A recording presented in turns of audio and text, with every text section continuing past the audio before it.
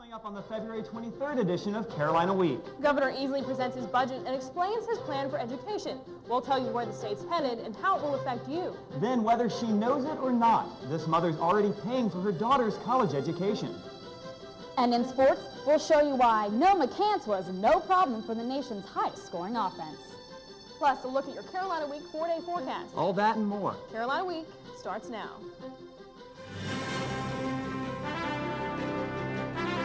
From the School of Journalism and Mass Communication at the University of North Carolina at Chapel Hill, this is Carolina Week.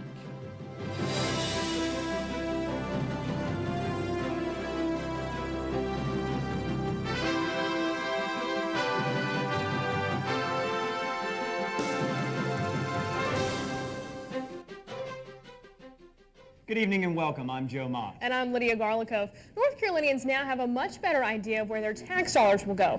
Governor Easley presented his recommended budget to legislators Wednesday morning. The proposal describes a plan to provide the resources for the programs he outlined in the State of the State address Monday night. Carolina Week's Lindsay Ellerson was in Raleigh for that speech. Lindsay? That's right, Lydia. On Monday night, Easley discussed budget development. He says 3 principles guide this process: job creation, fiscal discipline, and primarily educational progress. Monday night's State of the State address got off to a squeaky start. Thank you. As Governor Easley tried to conceal a cold.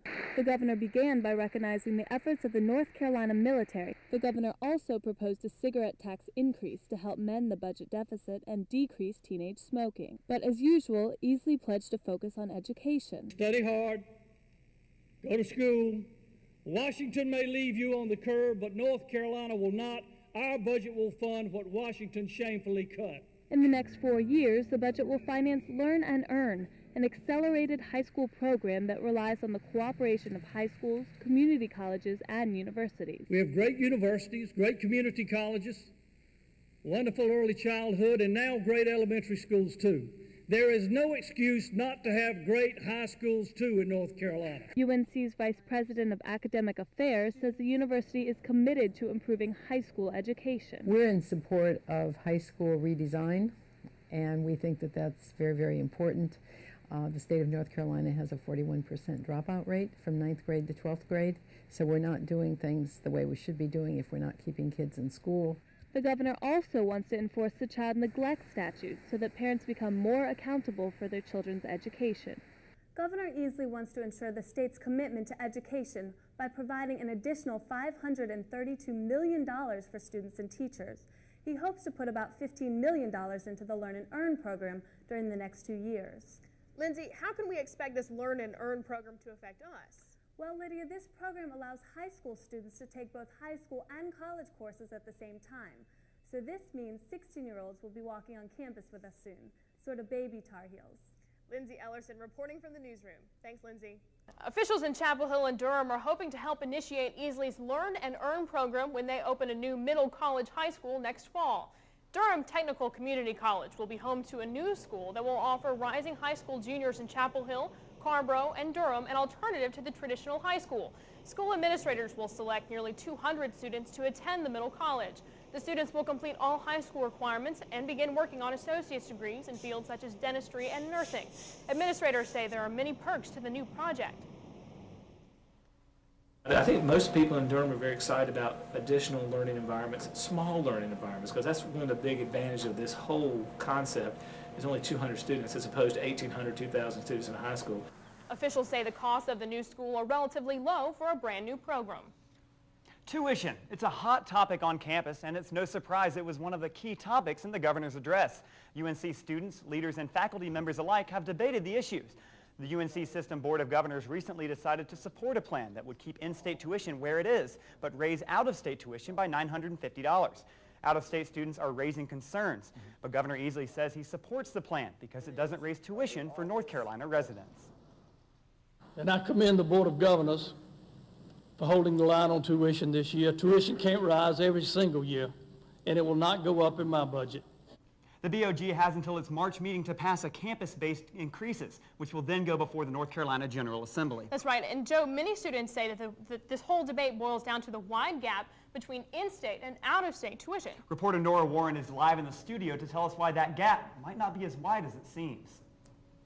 That's right, Joe. Currently, out-of-state students pay about 5 times more in tuition than in-state students do. But there's a missing piece to this complex puzzle that can't be discounted. All North Carolinians help narrow the tuition gap anytime they pay taxes.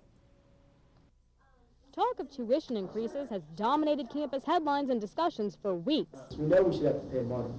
Leaving many out-of-state students uncertain about their financial fates at UNC. But just the disparity between in-state and out-of-state is just a slap in the face. The difference between these numbers is at the heart of the issue. But for North Carolina residents, the buck doesn't stop here. Every year, North Carolinians file into offices like this one to pay their taxes. These dollars are distributed to state institutions such as the UNC system.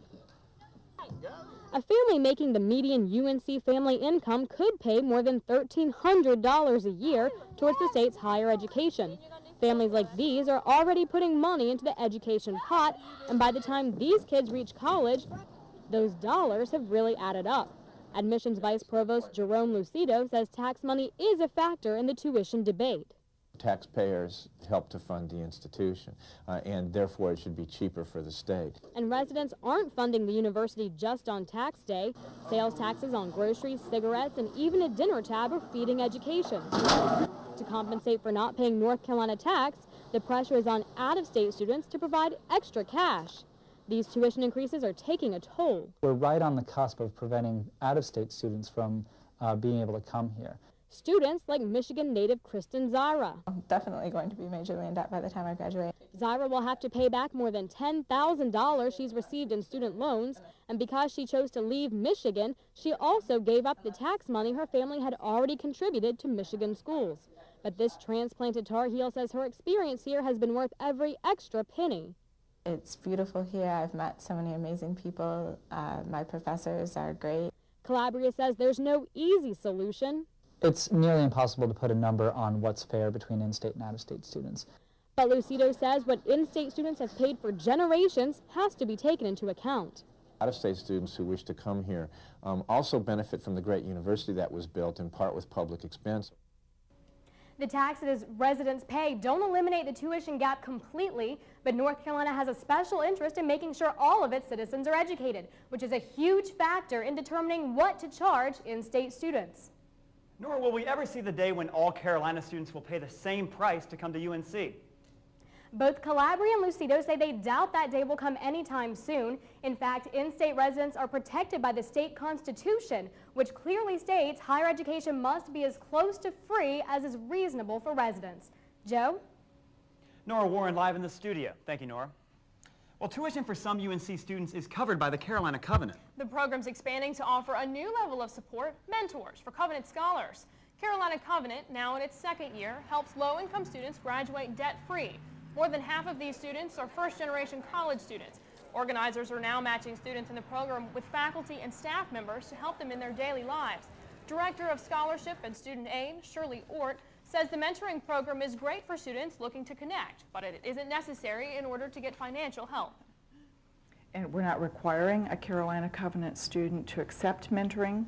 We don't want to impose ourselves or this program on students, but we want to make sure that we as a university have put every opportunity for success in front of a student that we can. Officials say Carolina Covenant is just one way the university shows its commitment to student success.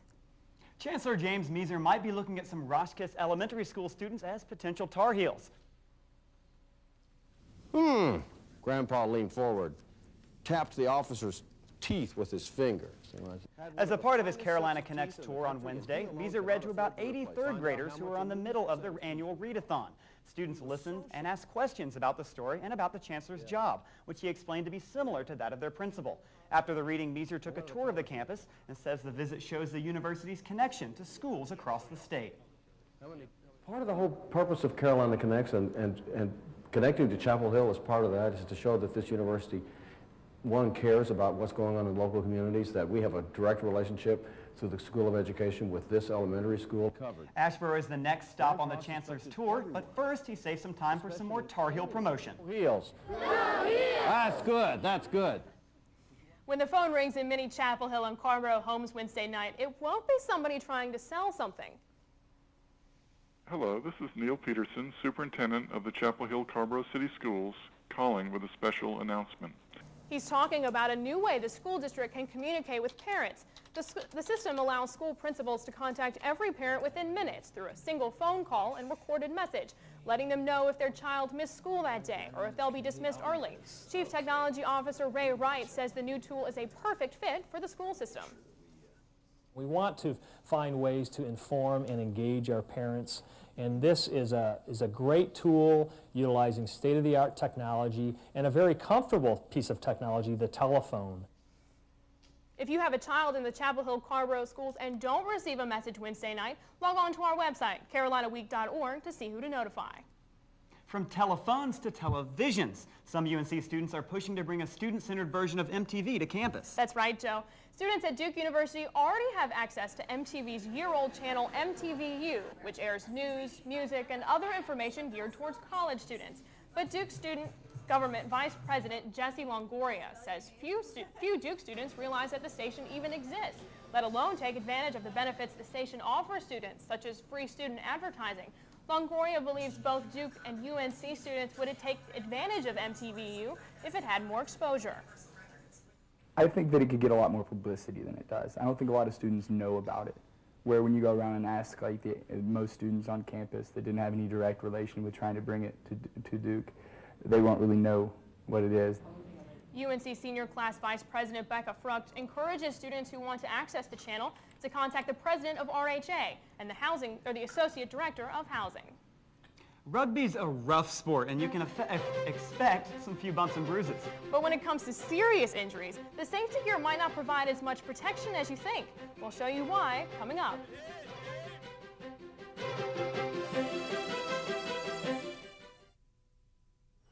Okay. Have a nice day. You too. Thanks. If only child abuse were this easy to recognize. If you even suspect abuse, call us. Trust your instincts. Properly inflating my tires burns less fuel and saves me money on gas.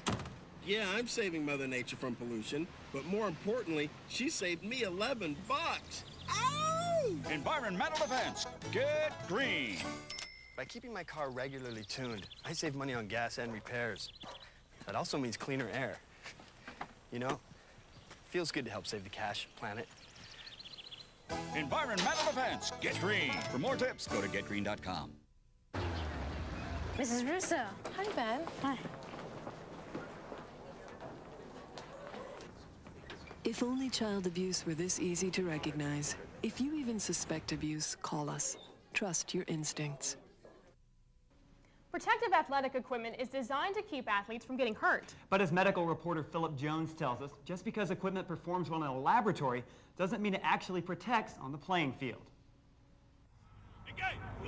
Carolina rugby players use a variety of protective equipment to guard against injury in a sport known for hard hits. But a new UNC research study says some equipment fails to protect players. Most of what they wear as protective equipment really does not do a great deal in terms of reducing the rate of injury. Neck and spine.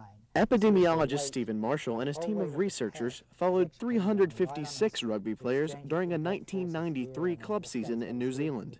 Researchers analyzed whether various protective equipment cut the risk of injury. We saw increased risks associated with shin guard and with taping around the head. Some equipment prevented injuries. Support sleeves cut injuries to the ankles, knees, and arms by about half.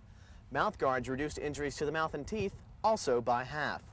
Caps lessened injuries to the scalp and ears, but did nothing to guard against more serious head injuries. The idea there is basically people are trying to protect their brain. We saw no protective effect for that in terms of preventing concussions or brain trauma. That's not good news for rugby players like UNC junior Brandon Ashburn, who recently suffered a head injury. I took a knee in the head when I was tackling a guy and just split my head open. Had a grade 3 concussion. So they sent me off to the hospital immediately following the incident. The study suggests wearing a helmet likely would not have prevented a concussion like Ashburn's, but it might have averted a scalp injury that left him with 8 staples in his head. Great kick, Beef! Researchers say the key to preventing more injuries is making sure rugby players wear protective equipment that really works. In Chapel Hill, I'm Philip Jones, Carolina Week. Marshall says even though he gathered information about the equipment in 1993, very few advancements have been made in equipment safety since then. Patients, employees, and guests of UNC hospitals are finding a new way to unwind. The floor of the hospital chapel has been covered with the design of a labyrinth. Anyone is welcome to walk the labyrinth, which is painted on heavy canvas. Different than a maze, it has no dead ends and one path in and out. It's intended to allow people to take a few minutes to set their minds at ease. The serene environment allows people to pray, meditate, or just walk the design. Well, Dance Marathon's coming up this weekend. That's right, but if you haven't had a chance to donate, it's not too late. Volunteers with Dance Marathon are looking for last-minute donations and selling t-shirts in the pit this week. The year-long fundraiser will culminate this weekend as hundreds of dancers spend 24 hours on their feet. The money raised by Dance Marathon goes to the North Carolina Children's Hospital. How much money organizers have raised this year is tightly guarded information. It's actually a big secret even with the overall committee. We don't even know how things are going right now, so we'll be just as surprised as everyone else is on Saturday night when they announce the total. Last year's dancers, as you see here, raised more than $170,000 for the kids. You can get involved by visiting the dancers this weekend at Fetzer Gym. Well, Rob joined us now with our weather. Rob, the weather this week has been fabulous. It's been terrific. I've been able to go out and play some Frisbee golf, and I've seen a bunch of other people out walking around, riding bikes, getting out and about. It's been great. We've really been blessed with some beautiful, unseasonably warm temperatures, but there are some surprises in the forecast. For Wednesday afternoon, the sun was shining here at Carolina, making it a great day for students to catch up with friends and play a few games in the quad. But catch up while you can. There may be some ice on the way.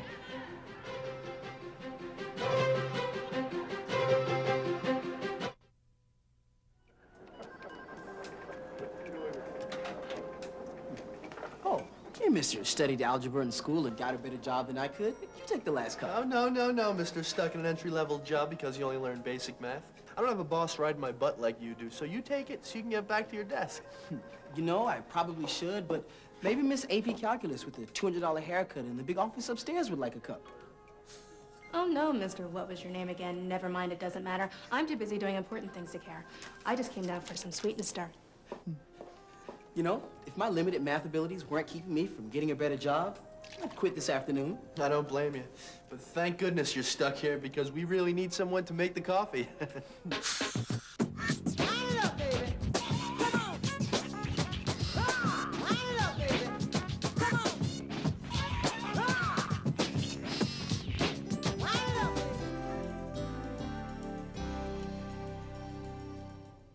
Hi, and welcome back to Carolina Week. It's time for your Carolina Week weather, and as always, we start with the Carolina Week weather headlines. Let's take a look. We're going to start out icy, and no, I'm not talking about my welcome today as I came into the studio wearing red after the state game last night. I'm talking about some precip that we're going to be having on Thursday. It's going to be a quick system. It will move through and provide us with some wintry precip. But once we get that out of here, our skies are going to be clearing, and it's going to have a mild weekend. Temperatures are going to be right back where they should be this time of year. So let's take a look at the big picture, the satellite map, see what's going on. Here's the culprit right here. This area of cloudiness in the Gulf Coast states is going to be moving into our area. You can see right now over most of North Carolina we have clear skies, and that's why we had those wonderful days at the beginning of this week. But this is on the way. It's going to be moving into our area and bringing us some rain, and there's some cold air that's going to be moving down and give us that shallow layer of cold air that we talk about so many times that gives us this freezing rain in this area. Let's take a look at the surface map, and I can show you that. Lots of stuff going on here. You can see all these low pressure systems, basically a trough of low pressure. This will move up, and you can see some snow that's already occurring through the mid part of the country. That is going to be moving our way. Now, what do we think is going to happen? We're going to think that this is going to be frozen precip in the form of freezing rain. So you may see a few flakes of snow, perhaps a couple of pellets of of sleet, but we don't think that this is going to be snow on the ground. You may just see some icing in the treetops. So, actually, I want to show you this out in California. This low pressure system, California's been dealing with an amazing storm system. They've had tornadoes reported in Sacramento a couple of days back, and actually they had lots of flooding. Part of an airport was eroded away. Let's bring it back to Chapel Hill area and look what's going on for our 4-day forecast. Start out Friday, we're going to get rid of that system that's going to be moving in. by Friday it's gone, and we're just lingering with a little bit of the cloudiness. 48 degrees for your temperature, low overnight, 31. And as we move into Saturday, it clears out. It's going to be a beautiful weekend. Temperatures mild, 54 for your high, 30 overnight for your low. Sunday, much of the same, a little bit warmer overnight. And as we move into Monday, some clouds are going to build back in. Temperature around 50 degrees. Overnight, mild, 40 degrees. Maybe you're heading out to the beach. It's going to be fun out there. Look at these temperatures. Great sunny skies, 56 degrees for your high. Temperature 61 on Sunday. Wow, great day to go down to the beach. And we'll take it the other direction out west to the mountains to see what's going on there. 40 degrees for your high on Saturday. Some clouds still going to be lingering after that system in the mountains. Low overnight is going to be 27 degrees on Saturday night. Sunday, 41 is your high. Temperature overnight, 29 degrees. And as always on Carolina Week, after you plan your weekend trip, you may be going to the mountains. Your Appalachian Ski Mountain Resort is reporting 38 to 112 inches base. All slopes are open. Same at Sugar Mountain, all slopes are open, and we have 33 to 63 inch base. Ski Beach, 14 out of their 15 trails are open. So if you plan on getting some skiing in, this weekend is going to be a great weekend to do it. Once we get over this one system, it's going to be bringing us some icy weather through the Chapel Hill area. And Rob, after that icy weather, are we going to again come out and get into spring for real this time? Or? We hope so. I'm actually looking forward to spring. We've got a few bumps in the road, but after we get through these icy systems, I think we'll be good. Okay, well, thank you very much, Rob. Thank you. And you've got our sports. We had Carolina had a great night Tuesday night. Definitely. It was a tough away game. It's hard for us to play an away game, but against State especially, I don't know, it ended up being a great game. You did a great job of shutting down our fast break offense there. Definitely did.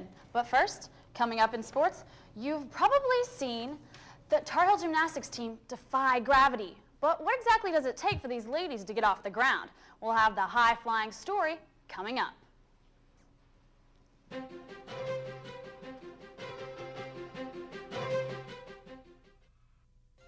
Immunizations are not just for kids. No matter your state of health, your age, or how you spend your day, you're at risk for serious disease if your immunizations are not up to date. Take the time to visit your health professional and find out which vaccines you need. Immunization saves lives. One of them might be yours. For more information, visit vaccineinformation.org.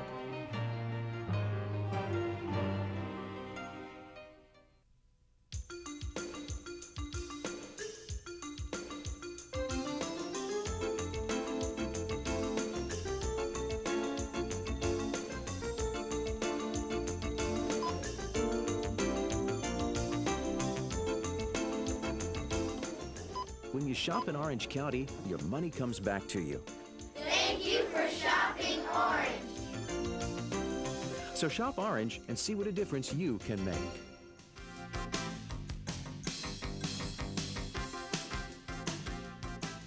Welcome back to Carolina Week Sports. I'm Ann Sexton, and trust me, I'm much happier than our weather anchor because it goes to State.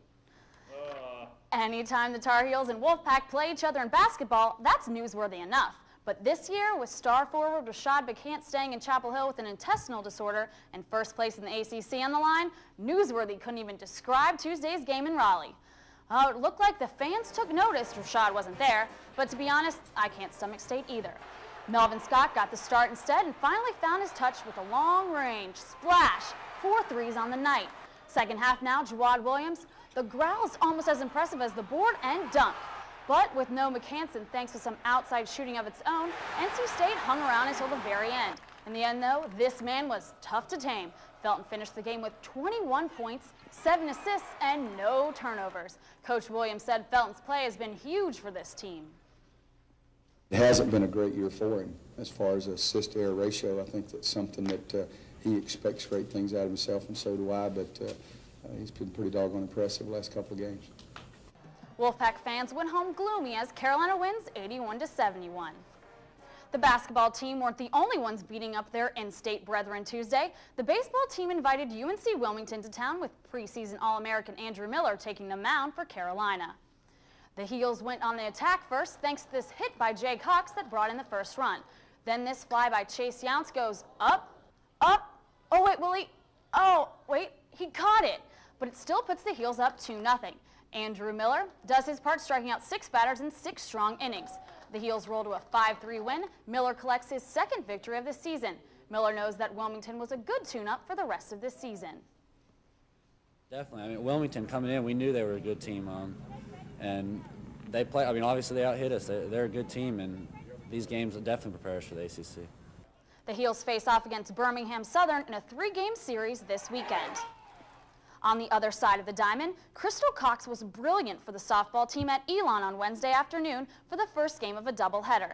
She pitched a perfect game and got a lot of offense early thanks to Jessica Young's first inning grand slam. Carolina wins 7-0. Practice? We're talking about practice? Sports reporter Tyree Barnett found out that for the Tar Heel gymnastics team, practice is what it's all about. Graceful movements, a look of confidence, amazing athleticism. Those are just a few ways to describe UNC's gymnastics team. But how are the gymnasts describe their sport? Well, it's really mental. Gymnastics is really mental. You just have to concentrate on everything one thing at a time. You can't rush through it. And after you hit it, I mean, it's really exciting. Senior Olivia Trusty and her teammates sweat it out 4 hours a day and 4 days a week in Fetzer Gym. These practices are about improving weaknesses, working on technique, and developing better presentation for the meets. Trusty says it's the little things that might need the most improvement. We have to be more artistic in our dance on floor, tighter legs, pointed toes, just little detailed stuff. This little detailed stuff comes into play, especially on the floor. This event combines choreographed dancing with graceful gymnastics. Now, besides the floor exercise, there's also the uneven bars, the vaults, and the balance beam. The object of the balance beam is to keep your balance on a 4-inch wide surface while doing a routine similar to a floor exercise. And keeping your balance is no easy task. And the ladies have each other's support, along with the hard work and dedication to go all the way. In Chapel Hill, I'm Tyree Barnett, Carolina Week Sports. These Lady Tar Heels aren't just gifted athletically, they're also talented academically. The gymnasts currently have the highest GPA of all UNC athletic teams. Thanks, Ann. Thank you, Ann. Well, there will be no more bracelets, magic numbers, or ticket distributions this year. But if you still don't have Duke tickets, don't give up hope yet. We'll let you know how you can get your hands on some tickets coming up.